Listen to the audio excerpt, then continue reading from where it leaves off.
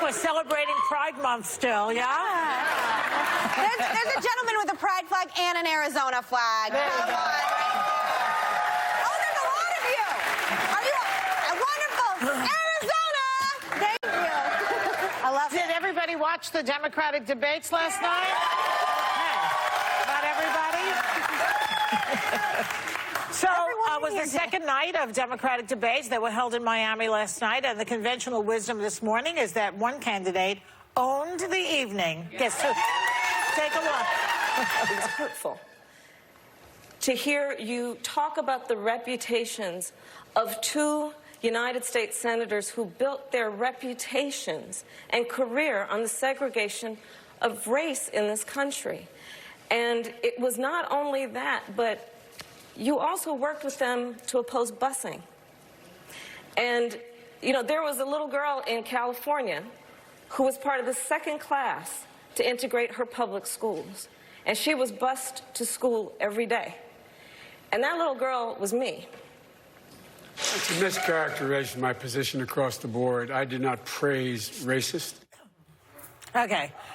So Joe Biden looked stunned, and it was clear to me when I watched that Kamala is not running for vice president. She's running for president. Yeah. She took on Joe Biden, who's the front runner. But I still, in my heart, see the Biden-Kamala ticket. I think it's a winning ticket against you-know-who. If it's a ticket, it's the Kamala Biden ticket. Well, that's what... Well, I would take it either way, frankly. I'll take it either way. So what do you say to all that? Well, you know, I was there. I was there both nights. When that moment happened, it was... You could almost hear an audible gasp inside the, the room in the audience. From Joe Biden? I gotta tell you, Joe Biden looked so gobsmacked and sad. I almost felt like going on stage and squeezing his shoulders. Yeah. But sniffing his hair. Funny. But look, I think Joe Biden has thought this entire time that he doesn't need to engage his primary opponents, that he can focus solely and squarely on Trump and kind of do the kumbaya thing with all the other Democrats. Last night, he got a rude awakening. He's going to have to engage because you had Swalwell telling him to pass the torch, and you had Kamala torching him. Yeah. Well, you know, I think we all know that race is an important issue in this country, and it continues to be, and it has been since I can remember. And I think so many of the candidates deal with race in a theoretical way, and people like me deal with it in a real-world way because I walk around this country in black skin. And that's what Kamala's point made. And I think what was so interesting about it is that was a pre-planned attack, right? Because during the debate, her team tweeted out the picture of her as a little girl. Oh. So we know that this picture, when she sort of, gave that story. She's a storyteller because she's a trained prosecutor.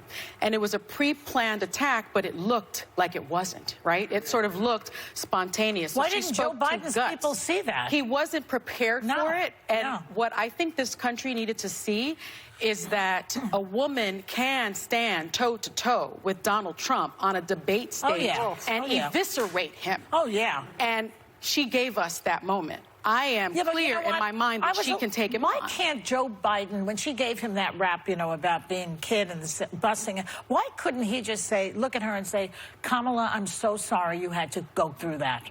That's all he had to say. It was like when he was here and I said to him, just say this about Anita Hill. I gave it to him, put it in his mouth. He would not do it. Yes. Well, you know why? Because... Well, not to use a boxing reference, but everybody's got a plan until you get hit in the jaw.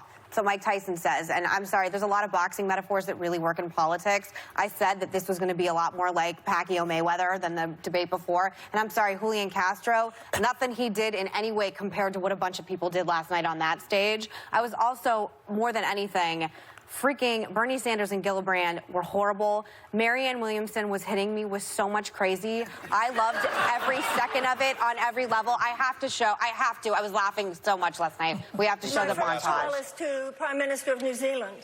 who said that her goal is to make New Zealand the place where it's the best place in the world for a child to grow up. And I will tell her girlfriend you were so on, because the United States of America is going to be the best place in the world for a child to grow up. So, Mr. President, if you're listening, I want you to hear me, please. You have harnessed fear for political purposes, and only love can cast that out. So sir, I have a feeling you know what you're doing. I'm going to harness love. I felt so much entertainment in it. Maybe you guys are classier than I am, but I had people over watching, and I was like, I don't know if she's like a murder mystery actress or what's happening, but I loved it. I can't. I was embarrassed for her in a sense. Why is she even there? I was embarrassed. I was actually watching it with my husband and my son. My daughter's away at sleepaway camp, and my son says, he's 16. He's like, what are the qualifications for running for president? And I said, well, listen, you know, you have to be a certain age, but other than that, you can run for president. And I said, but just because you can doesn't mean that you should. Yeah. Well, yeah. You know, she probably shouldn't run.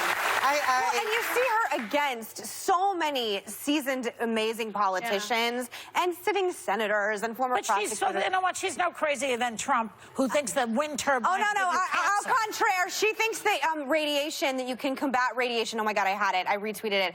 You can, the power of your mind is greater than the power of nuclear radiation. And I said, good thing she wasn't in charge of the Chernobyl incident. Well, you know, Okay. You know how I feel about it, though? Yeah. That's crazier than Trump.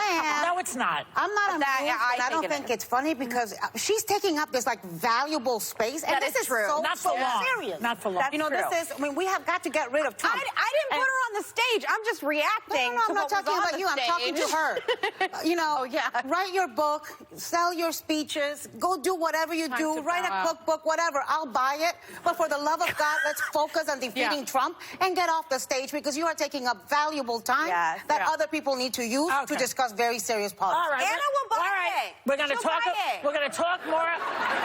We're going to talk more about the debate when we come back. We're going to go. We'll be back.